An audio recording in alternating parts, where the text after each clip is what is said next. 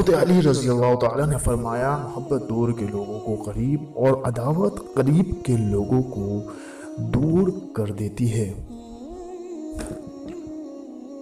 خدا کو ناراض کر کے لوگوں کو راضی نہ کرو، کیونکہ لوگوں کے بدلے دوسروں لوگ مل سکتے ہیں، مگر خدا کے بدلے کوئی دوسرا خدا نہیں مل سکتا۔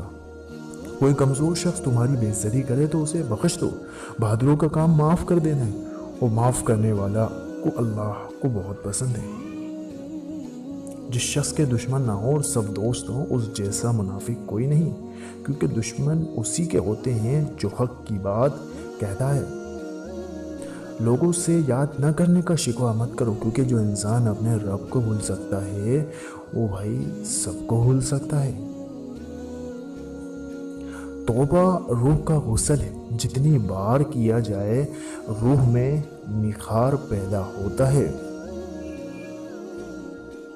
3 رشتے بے نقاب ہو جاتے ہیں، بڑھاپے میں اولاد، مصیبت میں دوست، اور غربت میں بیوی ہم سفر۔ جو دکھ دے اسے چھوڑ دو، لیکن جس کو چھوڑ دو بھائی اسے دکھ نہ دو۔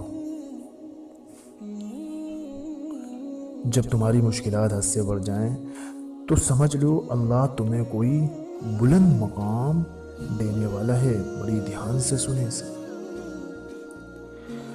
نفس کو کسی اچھے کام میں مشغول رکھو، ورنہ نفس ایسے کاموں میں لگا دے گا جو نہ کرنے کے قابل ہوں گے۔